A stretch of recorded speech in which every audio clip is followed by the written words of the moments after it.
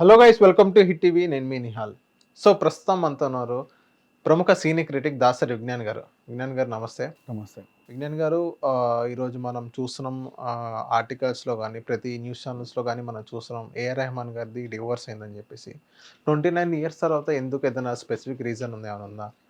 First of all ఒకటి మనం ఈరోజు మాట్లాడుకుంటున్నాం అంటే ఆ విషయం తెలిసింది అని కదా. అసలు ఈ విషయం ఎవరు చెప్పారు?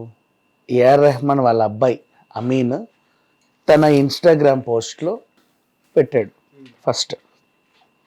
తర్వాత దాని కింద ఏం రాసుకొచ్చాడంటే కుటుంబ గోప్యతని గౌరవించాలి అని రాశాడు. ఓకే, ఇప్పుడు మనం మాట్లాడుతున్నాం అంటే దాన్ని గౌరవించినట్టే లెక్క. అయినప్పటికీ రీజన్ ఏంటనేది కొంచెం తెలుసుకుంటే బెటర్. విషయం ఏంటంటే 1995లో వీళ్ళకి పెళ్ళయింది. వాళ్ళ తల్లి సమక్షంలో, ఏఆర్ రెహమాన్ గారి తల్లి సమక్షంలో సైరా బాను గారికి ఏఆర్ రెహమాన్ గారికి పెళ్ళయింది. గతంలో ఆయన ఒక ఇంటర్వ్యూలో చెప్పుకొచ్చాడు, నాకు 29 ఏళ్ళ వయసు ఉన్నప్పుడు మా తల్లి గారిని నేను పెళ్లి చేయమని అడిగితే వాళ్ళు అందరూ కలిసి పెళ్లి చేశారు. అప్పుడు సైరా బాను తన లైఫ్లోకి వచ్చింది. పెళ్ళైన కొత్తలో ఆవిడ తీవ్ర మనస్తాపానికి గురయ్యేదన్నమాట. అప్పట్లో అందరిలా అంటే అటు వెళ్దాం ఇటు వెళ్దాం అంటే వాళ్ళ వైఫ్. ఓకే, తను ఏఆర్ రెహమాన్ చెప్పేవాడు కరాఖండిగా, నేను అందరిలాగా అలా షాపింగ్లకి షికార్లకి రాలేను, నేను ఇంటి పట్టునే ఉండాలి, లేదా ఏటన్నా బయట అయితేనే I can't focus my self అని తను చెప్పాడు. ఓకే, అలా షాపింగ్లలో అక్కడిక్కడ. ఆవిడ ఒంటరిగానే నేను వెళ్ళాల్సి వస్తుంది, మా ఆయన్ని తీసుకొని నేను ఎక్కడికి వెళ్ళలేకపోతున్నాను అనేది బాధపడేది అప్పట్లో అని ఆయన చాలా రోజుల క్రితమే ఒక ఇంటర్వ్యూలో చెప్పుకొచ్చాడు. దాన్ని కొంచెం క్యారీ ఫార్వర్డ్ తీసుకుంటే ఎప్పుడైనా సరే ఇద్దరు దంపతుల మధ్య ఒక చిన్న గ్యాప్ అనేది వచ్చింది అనుకో, అది పెరుగుతా పెరుగుతా పెరుగుతా వస్తూ ఉంటుంది. ఒక ఏజ్ వచ్చేంత వరకు ఎంత కలిసి ఉన్నా లోపల ఒకటి ఉండిపోతుంది. ఇప్పుడు వీళ్ళకి 3 పిల్లలు, ఖతీజా, రహీమా అండ్ ఈ పిల్లోడి పేరు అమీన్. 2 అమ్మాయిలు 1 అబ్బాయి. సో పిల్లలు పెరుగుతున్న కొద్దైనా సరే ఎక్కడైనా సరే తల్లికి కొంచెం అనిపిస్తుంది. నాకు వీళ్ళ గురించి మాట్లాడట్లా, రెగ్యులర్ లైఫ్ మాట్లాడదాం. ప్రతి భార్యాభర్తలకు అనిపిస్తుంది, ప్రతి భర్తకి అనిపిస్తుంది భార్యతో కలిసి ఎక్కడికైనా వెళ్ళాలి అని, ప్రతి భార్యకి అనిపిస్తుంది భర్తతో కలిసి ఎక్కడికైనా వెళ్ళాలి అని. ఇప్పుడు పిల్లలు ఎదిగే కొద్ది కూడా వాళ్ళకి పేరెంట్స్ మీటింగ్ అనో అదనో ఇదనో ఉంటుంది, కలిసి ఎక్కడికైనా వెళ్ళాలి అనిపిస్తుంది. 3 పిల్లలు భార్యాభర్త కలిసి ఎక్కడైనా హాయిగా గడపాలని వీళ్ళందరికీ అనిపిస్తూ ఉంటుంది. అంటే వాళ్ళకంటూ ఒక ప్రైవేట్ స్పేస్ కావాలి, అది కూడా వాళ్ళల్లో వాళ్ళు మాత్రమే ఎంజాయ్ చేసుకునేటువంటిది. ఎందుకంటే వాళ్ళు తప్ప ఇంకెవరు ఉండరు కాబట్టి.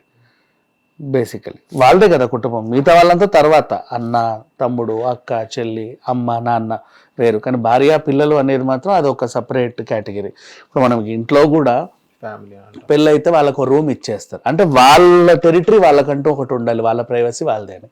వాళ్ళకి పిల్లలు ఉన్నా వాళ్ళు ప్రైవేట్గా ఉంటారు. ఇంకా ఎక్కువ పిల్లలు ఉంటే సపరేట్గా ఇంకో ఇల్లు తీసుకొని ఉంటారు.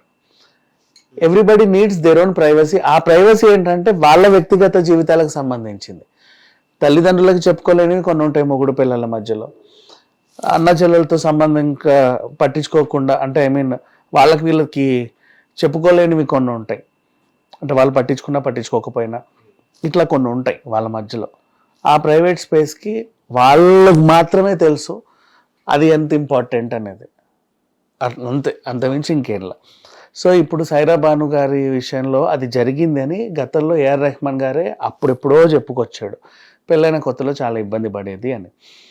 ఒకసారి పడుతుంది అంటే వర్క్ రిలేటెడే. ఇప్పుడు నువ్వు ఒక సెలబ్రిటీని పెళ్లి చేసుకున్నప్పుడు తను ఆల్రెడీ సెలబ్రిటీ అని మనం ఇంకా అలవాటు పడిపోవాలి, అందరితో కలిసి ఎక్కడికి వెళ్ళామని. ఇప్పుడు ఫర్ ఎగ్జాంపుల్ వండర్లా ఉంది ప్రపంచం మొత్తానికి. ఇప్పుడు మనకి హైదరాబాద్ మొత్తానికి ఒకటే వండర్లా ఉందిగా, ప్రపంచంలో కూడా అక్కడక్కడ బ్రాంచ్లు ఉన్న వండర్లానే.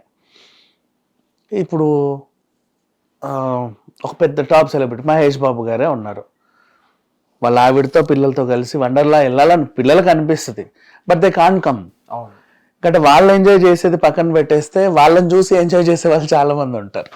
అది వీళ్ళకి చాలా ఇబ్బంది బేసికలీ. అందుకు వీళ్ళు ఏం చేస్తారంటే అవుట్ ఆఫ్ వెళ్ళిపోతారు. కానీ ఇది మాత్రం ఎంజాయ్ చేయలేదు కదా, అవుట్ ఆఫ్ వెళ్ళారులే కలిసి. ఎందుకు వెళ్ళామంటే బాహ్య ప్రపంచానికి దూరంగా పారిపోయారు వీళ్ళు, మీద పడతారని. మీద పడే వాళ్ళు ఎందుకు పడతారు? వాళ్ళకు సంతోషం, మా అభిమాన నటుడు వచ్చాడు, మాలో వచ్చాడు, ఒక సెల్ఫీ ఇవ్వు, ఒక మాట మాట్లాడు, ఒక ఆటోగ్రాఫ్ ఇవ్వు అని చెప్పేసి వాళ్ళు అంటారు. మళ్ళీ ఎప్పుడు కనిపిస్తావో నువ్వు. సో వీళ్ళకి ఇబ్బందే, వాళ్ళకి ఇబ్బందే. కానీ కొన్ని ప్లేసెస్ ఉంటాయి మనం ఖచ్చితంగా వెళ్ళాలని. ఇప్పుడు చార్మినార్కి వెళ్ళాలని నమ్రతకే అనిపించింది అనుకో, తను వెళ్ళలేదు. మహేష్ బాబుని తీసుకొని పిల్లలతో సహా చార్మినార్ ఎంజాయ్ చేయాలనుకుంటే దే కాంట్. గోల్కొండను ఎంజాయ్ చేయాలనుకుంటే దే కాంట్. అలా అని గోల్కొండ ప్రపంచంలో ఒకటే ఉంది, చార్మినార్ ప్రపంచంలో ఒకటే ఉంది. ఖచ్చితంగా మన జీవితకాలంలో ఒకసారి చూడాలనిపిస్తుంది, కానీ చూడలేని పరిస్థితి. అప్పుడు ఏంటంటే వీళ్ళు ఏం చేసుకుంటారు, నేను ఎగ్జాంపుల్ వీళ్ళని చెప్పా, ఆ భార్యాభర్త వాళ్ళ లైఫ్లో కొన్ని చూడాలనుకుంటారు, కానీ చూడలేని పరిస్థితులు ఉన్నప్పుడు వాళ్ళని వాళ్ళు నిందించుకుంటా ఉంటారు. అసలు నీ వల్లే నా కోరిక తీరకపోవడం కారణం నువ్వే, ఎందుకంటే నువ్వు సెలబ్రిటీవి కాబట్టి. అది పొగరుతో తెలీదు, విమర్శో తెలీదు, తిట్టో తెలియదు, కానీ ఓవరాల్గా తనైతే బాధపడుతుంది అనేది వాస్తవం.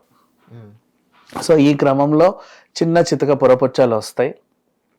ఇప్పుడు ఇన్నేళ్ల వైవాహిక జీవితంలో ఇప్పుడు వీళ్ళు విడాకులు తీసుకోవడం అనేది కొంచెం సెన్సేషన్ అనే చెప్పుకోవాలి. అంటే నేను నీతో ఉండలేను, నేను ఒంటరిగానే బతకదలుచుకున్నాను అని తీసుకున్నటువంటి నిర్ణయం. అంటే ఇద్దరు ఒకేసారి తీసుకున్నారా, లేకపోతే ఒకరు బలవంతంగా తీసుకున్నారు? ఇక అది విడాకులు జరిగిపోయాయని కొడుకు ప్రకటించాడు, వాళ్ళు కూడా చెప్పాల. అమీన్ ప్రకటిస్తే మనకు తెలిసింది.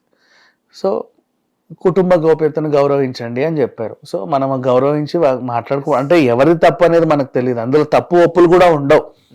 ఇన్నేళ్ల వైవాహిక జీవితంలో ఒక జంట విడిపోయింది అంటే ఇద్దరిలోనూ తప్పు ఉండదు, ఇద్దరిలోనూ ఒప్పు ఉండదు. పెళ్ళైన కొత్తలో విడిపోయారు అంటే వాడికి పొగరనో లేక ఈమెకి పొగరనో మనం ఇంత విశ్లేషణ రాసుకుంటారు. కానీ కొన్నేళ్ల పాటు 3 పిల్లలకు జన్మించి వాళ్ళు పెళ్ళికి ఎదిగి ఈ వయసులో విడిపోయారు అంటే చిన్న బాధ ఉంటుంది, అంటే ఒక టైప్ ఆఫ్ ఆవేదన ఉంటుంది. నీతో కలిసి నేను ఉండలేను, నేను సపరేట్గా ఉండాలనుకుంటున్నాను, నీ మొహం కూడా నేను చూడను అని మనసులో అనుకుంటారు వాళ్ళు. అది అలా పడిపోతుంది. మాట ఉండదు ఇద్దరికి. ఒక ఇంట్లోనే ఎడమొహం పెడమొహం అని ఉంటారు. చూసి నేను సపరేట్గా ఉండాలనుకుంటారు. కాకపోతే ఇలాంటి నిర్ణయాల వల్ల ఏంటంటే పిల్లలు సఫర్ అవుతారు. అప్పటిదాకా హ్యాపీగా వాళ్ళ కెరీర్ గురించో లేకపోతే వాళ్ళ ఇష్టాల గురించి ఆలోచించుకున్న పిల్లలు సడన్గా అమ్మ గురించి నాన్న గురించి ఆలోచించుకుంటూ ఉంటారు. వాళ్ళ జీవితంలో ఒక కొత్త టాస్క్ వస్తుంది. అమ్మ దగ్గర ఉండాలా, నాన్న దగ్గర ఉండాలా, సరే 4 రోజులు అమ్మ దగ్గర ఉందాం, 3 రోజులు నాన్న దగ్గర ఉందాం. ఇటు తిరిగేసరికి వాళ్ళని మిగతా జీవితం అయిపోతుంది. సో ఎప్పుడైనా సరే నేను బయట వాళ్ళకి కూడా చెప్తున్నా, విడిపోవాలి అనుకున్నప్పుడు ఈ వయసులో విడిపోండి, తప్పలేదు. ఎందుకంటే కలిసి ఉండలేనప్పుడు విడిపోవడమే బెటర్. కాకపోతే పిల్లలు ఉన్నప్పుడు ఏంటంటే మీరు వాళ్ళ కెరీర్ని ఒక దగ్గరకు వచ్చిన తర్వాత ఇబ్బంది పెడుతున్నారు. ఇప్పుడు వాడికి కరెక్ట్గా ఒక టైంకి ఈ అమ్మాయికి ఎవరితోనో పెళ్లి కావాల్సి ఉంటుంది, ఈ అమ్మాయికి ఎక్కడో పీజీ చేయాల్సి వస్తుంది, ఈ పిల్లోడికి ఎక్కడో ఏదో కెరీర్ పరంగా ఇంకేదో చేయాలనుకుంటాడు. రేపో మాపో నెక్స్ట్ వీకో ఇవన్నీ పెట్టుకుంటారు. సడన్గా ఇంట్లోకి ఇన్సిడెంట్ అవుతుంది, లైక్ అన్ యాక్సిడెంట్, అన్ఎక్స్పెక్టెడ్ సిచ్యువేషన్లో జరిగే యాక్సిడెంట్ అది. దానికి అందరూ బాధపడతారు. అవును, ఈమె ఇది వదులుకుంటే సర్లే తర్వాత చూద్దాంలే. ఆ తర్వాత ఎప్పుడు వస్తుందో వాళ్ళకి తెలియదు. కానీ ఈ తల్లి చుట్టూ తండ్రి చుట్టూ దీంట్లోనే తిరుగుతా కొంచెం మనోవేదనకు గురవుతారు. సో ఎప్పుడైనా సరే లేటు వయసులో ఒక భార్య కానీ భర్త కానీ విడిపోవాలి అనుకుంటే విడిపోకుండా ఉండడమే బెటర్. ఎందుకు చెప్పనా, మీరు విడిపోండి, మనుషులు విడిపోండి, ఒక ఇంట్లోనే ఉండండి, నష్టమేం లేదు. మీకు పిల్లలు లేకపోతే విడిపోవచ్చు హ్యాపీగా. పిల్లలు ఉన్నారు మిమ్మల్ని నమ్ముకొని అన్నప్పుడు వాళ్ళ కెరీర్ని డిస్టర్బ్ చేయకూడదు. ఆ ఏజెస్లో 25, 26, 20 ఇయర్స్ ఏజ్లు ఉంటాయి, పిల్లలు పెరుగుతారు, వాళ్ళ మైండ్లో డిస్టర్బ్ చేయొద్దు. ఏదో చేయబోతే ఏదో డిస్టర్బెన్స్ జరిగింది అనుకుంటారు వాళ్ళు. ఇప్పుడు వీళ్ళ గురించి అయినా అంతే, బట్ అది వాళ్ళిద్దరి పర్సనల్ నిర్ణయం. మేము ఉండలేము అనుకున్నారు, దాన్ని మనం కూడా గౌరవించాల్సిందే. హిట్ టీవీ యాప్ ని డౌన్లోడ్ చేసుకోండి. ఇందులో short news, live news, entertainment movies అన్ని అవైలబుల్ గా ఉన్నాయి. Please download hit TV app.